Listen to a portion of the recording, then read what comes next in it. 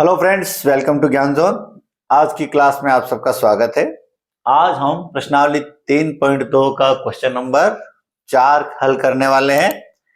और इसमें क्या करना है, इसमें आपको समीकरण युग्म दे रखे हैं कितने, 4, यानी 4 सवाल दे रखे हैं और हर एक में समीकरणों का एक एक जोड़ा आपको दिया हुआ है। करना इसमें 2 काम है।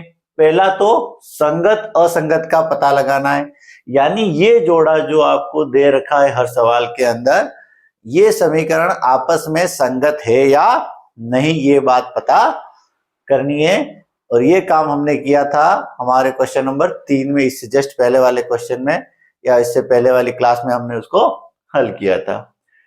और दूसरा हमको ये करना है कि अगर ये समीकरण आपस में संगत है तो इनको कौन सी विधि, ग्राफीय विधि से हल भी करना है। और ये काम भी हमने 3.2 के क्वेश्चन नंबर 1 में किया था, ग्राफीय विधि से दिए गए समीकरणों को हल करना। यानी इसमें जो 2 काम करने हैं, पहला तो कि ये जो समीकरण युग्म है वो संगत है या संगत नहीं है, और दूसरा जो काम ग्राफीय विधि से हल करना। दोनों ही काम हम पहले कर चुके हैं, इसलिए हम क्या करेंगे, इन चारों क्वेश्चन को एक साथ नहीं करेंगे। क्या करेंगे, हम इनमें से एक क्वेश्चन यहां हल करेंगे, बाकी क्वेश्चन आपको करने हैं। अगर नहीं आए तो कमेंट बॉक्स में लिख देना, हम उनको वापस कवर कर लेंगे। तो हम इन चारों में से कोई एक क्वेश्चन यहाँ पे हल करेंगे। पहले क्या करेंगे, हम संगत है या नहीं, ये जो दिए गए समीकरण युग्म ये संगत है या नहीं, इसका पता लगाएंगे। और यदि ये असंगत निकलते हैं, संगत और असंगत का पता कैसे करते हैं इसको देखना है, तो हमारे क्वेश्चन नंबर 3 की जो क्लास थी उसको देख लेना। पहले हम पता लगा लेंगे, अगर ये असंगत निकलते हैं तो हम इनको आगे हल नहीं करेंगे, लिख देंगे कि समीकरण युग्म असंगत है और उसको वहीं छोड़ देंगे। अगर ये संगत आ जाते हैं तो ऐसी स्थिति में हम इनको आगे हल करेंगे। और कौन सी विधि से हल करेंगे, जो 4 विधियां हैं हमारे हल करने की, उसमें से एक विधि है ग्राफीय विधि, उससे हम हल करेंगे। तो शुरू करते हैं। शुरू करने से पहले अगर किसी ने चैनल को सब्सक्राइब नहीं किया हुआ है तो सब्सक्राइब कर ले, ताकि समय पर आपके नोटिफिकेशन वगैरह आते रहे और आपको वीडियो समय पे मिल जाए। लेते हैं क्वेश्चन नंबर 3। क्या है, 3 ले लेते हैं, क्योंकि ये संगत है। देखने से पता चल रहा है कि ये क्या है, संगत है, तो हमको पूरा करने का मौका मिल जाएगा। और अगर इसमें से कोई असंगत आ जाता है तो उसको आगे करना ही नहीं है। तो तीसरा ले लेते हैं हम। तीसरा क्या है, 2x + y - 6 = 0 और 4x - 2y - 4 = 0। ये है हमारा समीकरण युग्म नंबर 3। इसके अंदर पहले हमको क्या करना है, जांच करनी है संगत असंगत की। ये हम पहले सीखें अच्छी तरह से। क्या होता है उसमें कि हम इनके गुणांकों के अनुपात निकालते, a1 और a1/a2 और b1/b2। ये अगर बराबर नहीं आते हैं तो समीकरण कैसे होते हैं, ये बराबर नहीं आए तो समीकरण होते हैं संगत। अगर ये दोनों बराबर आ जाए, कौन कौन, a1/a2 का मान और b1/b2 का मान बराबर आ जाए, तो ऐसी स्थिति में हम C1/C2 को देखते हैं। C1/C2 को जब अपन देखेंगे तो 2 स्थितियां हो सकती है। भाई ये दोनों तो बराबर नहीं आए तो ये संगत हो गए, लेकिन ये बराबर आ गए और तीसरे को देखे तो 2 स्थिति हो जाएगी। या तो जो C1/C2 है वो भी बराबर आ जाएगा, या वो C1/C2 बराबर नहीं आएगा। अगर ये भी बराबर आ जाए या तो तीनों बराबर हो जाएंगे। तीनों जब बराबर हो जाएंगे तो भी समीकरण कैसे होंगे, संगत होंगे। लेकिन अगर पहले दोनों यानी a1/a2 और b1/b2 तो बराबर आ जाए, लेकिन C1/C2 बराबर नहीं आए, तो ऐसे समीकरण असंगत कहलाते हैं। और जब किसी भी चारों में से अगर किसी में भी ये स्थिति आ जाए कि a1/a2 और b1/b2 तो बराबर आ जाए, लेकिन C1/C2 बराबर नहीं आए, तो ऐसी स्थिति में हमको केवल ये लिखना है कि समीकरण युग्म असंगत है और उसको आगे हल नहीं करना। समझ में आ गया? तो शुरू करते हैं, पहले ये संगत है या नहीं ये निकालते हैं। तो पहले हम क्या करेंगे, A1 ये उसको मानक रूप में पहले लिखना पड़ता है, ये मानक रूप में ही है क्योंकि बराबर में इधर 0 है, बाकी सब चीजें इधर है। अब ये पहला दूसरा ये दोनों मानक रूप में नहीं है, तो इसमें क्या करोगे, इस 5 को इधर ले आओगे, -5 बराबर 0 हो जाएगा, इधर आएगा ये 10 -10 हो जाएगा। तो पहले क्या करना है कि जो समीकरण युग्म मानक रूप में नहीं है उसको मानक रूप में लिखना है। तो अब मान निकालते, A1 का मान हो गया आपके 2, B1 का मान हो गया 1, यहां से B1 ले लिया, और C1 का मान हो गया आपके -6। इसी तरह A2 का मान हो गया 4, B2 का मान हो गया -2 और C2 का मान हो गया -4। ये पुराने जो सवाल हमने किए हैं उनसे थोड़ा प्रैक्टिस कर लेना, बड़ी आसानी से हो जाएगा। कुछ नहीं, इन गुणांकों को यहां लाना है और इनको चिन्ह इनके साथ लिखने। अब हम क्या करेंगे, A1 बटा A2 का मान निकालेंगे। तो A1 बटा A2, A1 ये 2 और A2 ये 4, तो 2 बटा 4 कितना हो गया, 1 बटा 2। फिर निकालेंगे अपन B1 बटा B2 का मान। तो B1 कितना है 1, y के आगे कुछ नहीं मतलब 1y हुआ, तो 1 यहां आ गया और यहां माइनस के 2, तो ये आ गया -1 बटा 2। यानी A1 बटा A2 का मान तो आया 1 बटा 2 और B1 बटा B2 का मान आया -1 बटा 2। तो हमने ये देखा है कि ये दोनों बराबर नहीं है, पहले तो ये +1 बटा 2 और -1 बटा 2 बराबर नहीं है। तो ये जब बराबर नहीं है तो हमें आगे जाने की जरूरत नहीं है। A1 बटा A2 का मान B1 बटा B2 के बराबर नहीं है, और जब ये बराबर नहीं होते हैं तो समीकरण कैसे होते हैं, संगत। तो ये समीकरण युग्म जो है कौन सा हमने ये लिया ना, ये कैसा है, संगत है। ठीक है, तो हमको आगे इसको किस विधि से हल करना है, ग्राफीय विधि से हल करना है। तो अब ये इस पे क्या लिख देंगे अपन, यहां लिख देंगे कि A1 बटा A2 बराबर नहीं है B1 बटा B2 के, अतः समीकरण युग्म क्या है, संगत है। यहां तक का काम, पहला काम तो हमारा हो गया कि हमको क्या पता करना था कि समीकरण युग्म जो है वो संगत है या नहीं है। ये जो समीकरण युग्म दे रखे हैं वो संगत है या नहीं, हमने पता कर लिया। क्या है ये युग्म, जो सवाल नंबर 3 का जो युग्म है या जोड़ा है वो कैसा है, संगत है। तो यहां तो हमारा काम हो गया। अब हम देखते हैं आगे क्या लिखा है। आगे लिखा है कि यदि संगत है तो ग्राफीय विधि से हल करें। तो संगत है, हमको इसको किस विधि से हल करना है, ग्राफीय विधि से।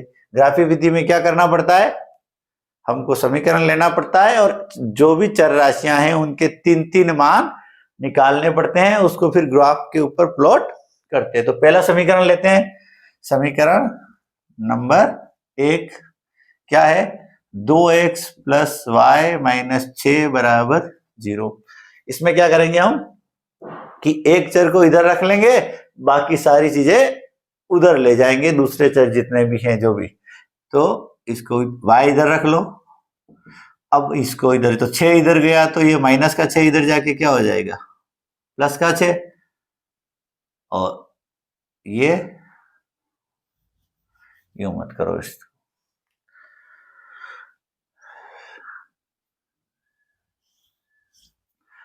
तो अब लेते हैं हम समीकरण नंबर 2। समीकरण 1, 2x + y - 6 बराबर 0। पहले क्या करो, 6 को इधर ले जाओ, तो y बराबर 2x + y बराबर 6 हो गया। अब 2x को उधर ले जाओ, तो y बराबर 6 - 2x।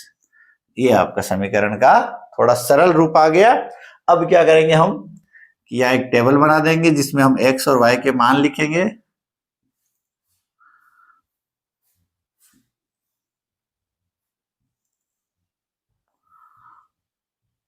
यहाँ x का मान लिख देंगे, यहाँ y का। अब देखो क्या करना है कि जो भी यहाँ x का मान लिखेंगे उसको डबल करके 6 में से घटाना है।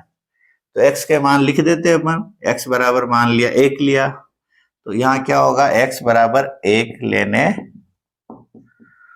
पर क्या हो जाएगा, y बराबर 6 माइनस 2 इंटू 1। समझ में आ गया?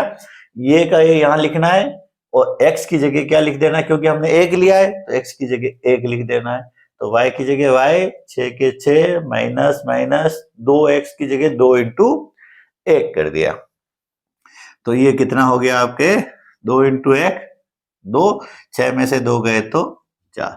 यानी कि जब हम x का मान 1 लेते हैं तो समीकरण में y का मान कितना आता है, 4। 2 ले लो अब, तो x बराबर 2 लेने पर, x बराबर 2 लेने पे y बराबर कितना हो जाएगा, 6 माइनस 2, y बराबर 6 माइनस 2 इंटू एक्स। तो 6 माइनस 2 इंटू एक्स की जगह कितना लिख दोगे आप, 2। ये हो गया आपके 2 इंटू 2 4, 6 में से 4 गए तो 2। तो जब हमने x बराबर 2 लिए तो y बराबर कितना आया, 2। एक और ले लेते हैं, x बराबर 3 ले लो, तो x बराबर 3 लेने पर, x बराबर 3 लेने पे हो जाएगा y बराबर 6 माइनस 2 इंटू 3। 2 इंटू 3 कितना हो गया, 6। 6 में से 6 गया तो 0। तो अगर हमने x का मान 3 लिया तो y का मान कितना आया, 0, वो यहां लिख देंगे। तो ये हो गया हमारे समीकरण नंबर 1 जो है उसके x के 3 मान और y के 3 मान। अब क्या करेंगे, हम समीकरण नंबर 2 लेंगे। समीकरण number 2, 4x minus 2y minus 4 बराबर 0। इसको वैसे हल कर सक रहे हो क्योंकि जितने भी पद है सभी में 2 का भाग जा रहा है, तो पहले इसमें क्या करो, 2 का भाग दे दो। तो 2 का भाग देने पे ये क्या हो जाएगा, 2x माइनस y माइनस 2 बराबर 0। थोड़ा सरल हो जाएगा। अगर किसी समीकरण के सभी पदों में किसी समान संख्या का भाग जाता है तो दे करके उसको सरल किया जा सकता है, उसके मान पे कोई प्रभाव नहीं पड़ेगा। तो इसमें 4 पद है, 1 2 3 4, सभी में हमने 2 का भाग दे दिया।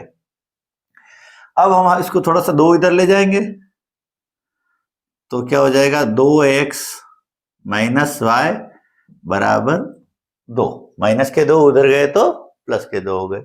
अब क्या करो, इस 2x को उधर ले जाओ तो माइनस y बराबर 2 माइनस 2x। माइनस को भी उधर ट्रांसफर कर दो, या ऐसा करो पूरे समीकरण से माइनस का गुणा कर दो ताकि हमारा y जो है वो प्लस में आ जाए। तो पूरे समीकरण से हमने क्या किया, माइनस का गुणा किया, तो ये माइनस का y जो था वो माइनस से गुणा होकर प्लस हो गया, प्लस y। और ये 2 जो है वो माइनस के हो जाएंगे और ये माइनस के 2x है जो प्लस के हो जाएंगे। यानी पूरे समीकरण के सभी पदों के चिन्ह आप कभी भी बदल सकते हो। जब आपको लगे कि सहूलियत रहेगी तो सभी पद, जितने भी यहाँ 3 पद है और तीनों ही पद के एक साथ चिन्ह परिवर्तन करने का मतलब ही ये होता है कि आपने किसका गुणा किया है, माइनस का गुणा किया है, तो सभी के पद चिन्ह बदल दो।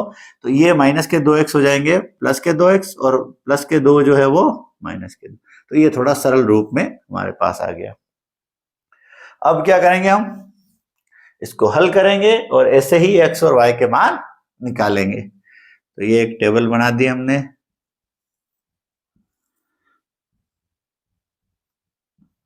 ये x और ये y। इसके अंदर अब x के मान रखते जाओ और y का निकालते जाओ मान। तो x का मान 1 से शुरू कर दो, चाहे 0 से शुरू करो, 1 से कर दो। तो x बराबर 1 लेने पर, x बराबर 1 लिया तो इसमें क्या हो जाएगा, y बराबर 2 इंटू एक्स की जगह कितना लिख देंगे, 1 माइनस 2। तो 2 इंटू 1 2, 2 माइनस 2 0।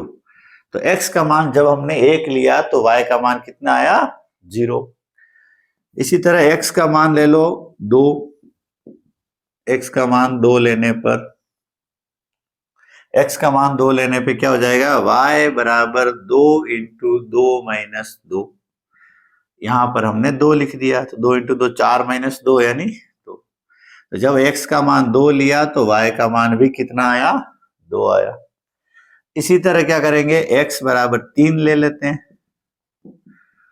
कोई भी मान ले सक रहे हैं, लेकिन जहां तक हो कोशिश छोटे से छोटे मान लेने की कोशिश करनी है, ताकि ग्राफ पर बनाने में आसानी रहे।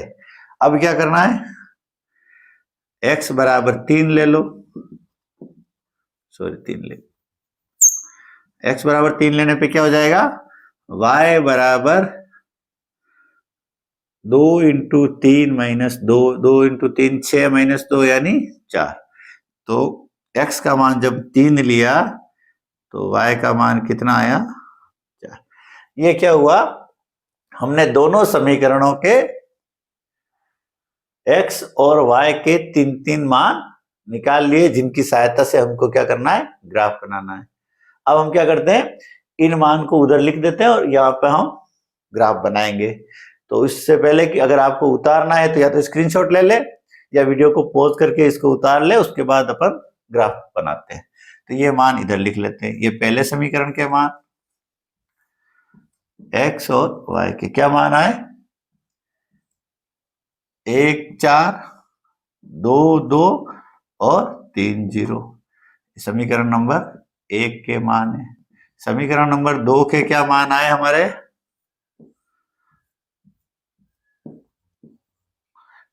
1 0 2 2 और 3 4।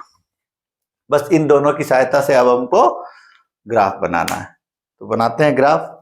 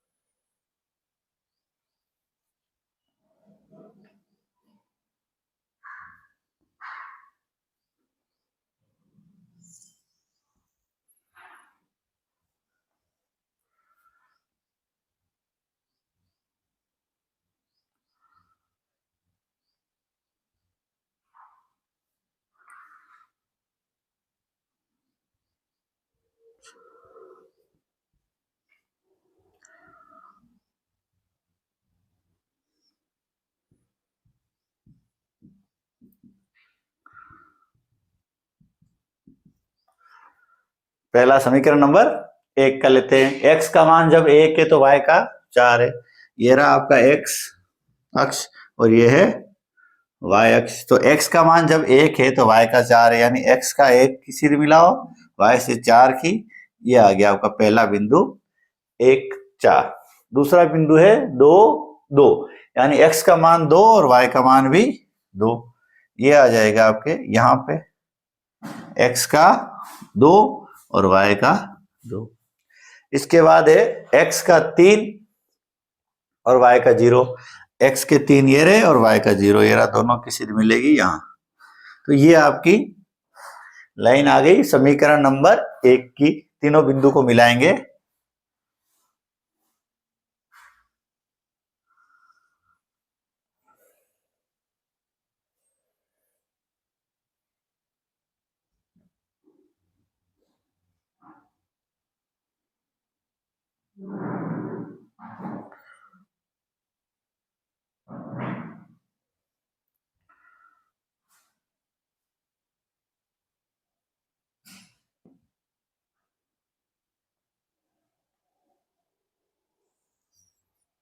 ठीक है। ये हो गया आपके समीकरण नंबर 1।